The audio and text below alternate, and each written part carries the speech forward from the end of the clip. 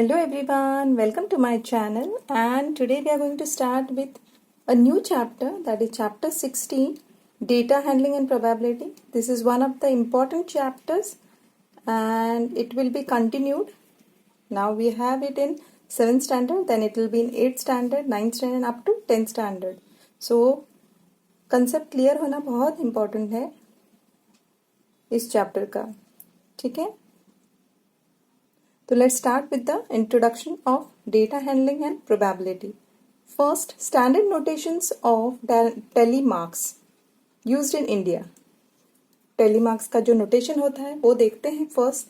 यहाँ पे देखिएगा 1 2 3 4 5. तो इसका marks कैसे होगा? 1 यानी 1 vertical line, 2 यानी there will be 2 vertical lines, 3 means 3 vertical lines, 4 means 4 vertical lines. 5 will be denoted by 4 vertical lines and a diagonal horizontal line. It will cut the 4 vertical lines. ठीक है, तो ये हो गया इंडिया में जो notations होता है टैली का. Now tally marks used in China कैसे होगा? 1 यानी एक डैश या हॉरिजॉन्टल लाइन, 2 यानी 1 horizontal line and a vertical line in the form of T. 3 यानी क्या होगा? एक हॉरिजॉन्टल लाइन लॉन्ग, फिर वर्टिकल और एक horizontal in the form of F. 4 यानी एक एफ होगा प्लस एक साइड वर्टिकल लाइन. 5 यानी एक एफ होगा, वर्टिकल लाइन होगा और नीचे एक हॉरिजॉन्टल लाइन. तो ये होगा 5. ठीक है, यहाँ पे देखिएगा ये 5 है. 1 vertical line with F and horizontal line. Next, telemarks in Brazil. Brazil में कैसे होता है वो देखते हैं.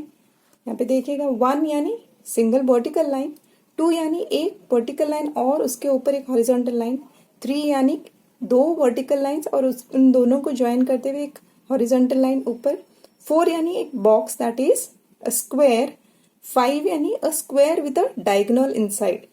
तो ऐसा होगा ब्राजील में टेलीमार्क्स का notation.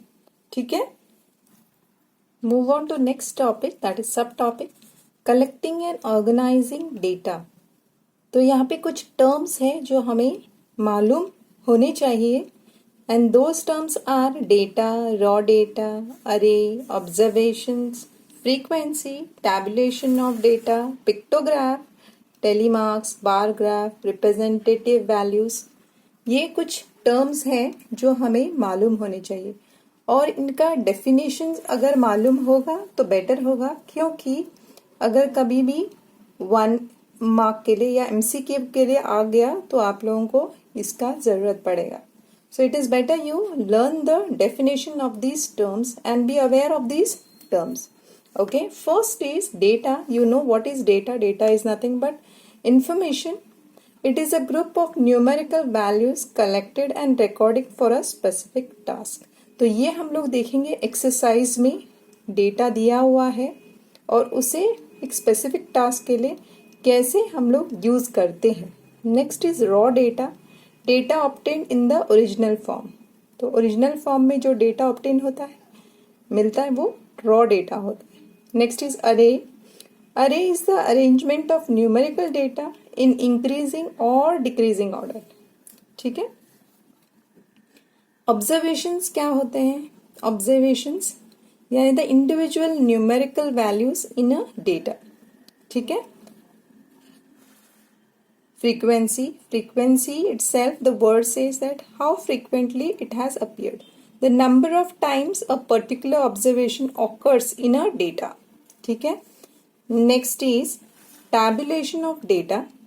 Arrangement of data in a systematic form in a table is called as tabulation of data. Tabulation means systematic way, organized किया हुआ है एक टेबल में. अगर आप लोग रिपोर्ट कार्ड देखेंगे उसमें लैंग्वेजेस दिए रहते हैं, उसमें सब्जेक्ट्स दिए रहते हैं प्लस मार्क्स. ये टेबल फॉर्म में होता है. So it is tabulation of data. Next is pictograph. What is a pictograph? Representing information using pictures and symbols. अगर ग्राफ यानी क्या होता है? रिप्रेजेंटिंग होता है वैल्यूज, तो वैसे पिक्टोग्राफ यानी in the form of picture. Next is telemarks. हम लोगों ने ऑलरेडी देखा हुआ है टेली मार्क्स होता क्या है. Marks help in counting objects in groups of 5, that is 4 vertical lines and a diagonal horizontal line. Diagonal line रहेगा जिसे कट करेंगे उस 4 lines को, and that is 5. Bar graph, graphical representation of numerical data in the form of rectangles of equal width and different heights that represent the frequency of the given data.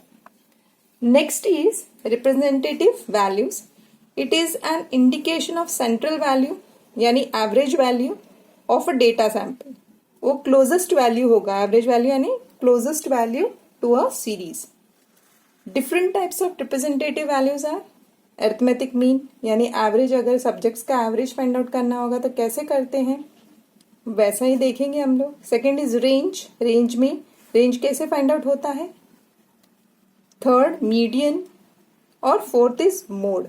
तो हम लोग देखते हैं arithmetic mean कैसे find out करेंगे. ठीक है, arithmetic mean यानी एवरेज होता है. Mean is equal to what. Mean is equal to sum of the given observations upon number of observations. Sum of the given observations upon number of observation. Range हम लोगों ने already मैंने बताया आपको. It is a difference between the highest and the lowest value that is observation in a given data. Range is calculated by subtracting the lowest value from the highest value. Range is equal to highest value minus lowest value. ये हम लोग देखेंगे exercise 16A में.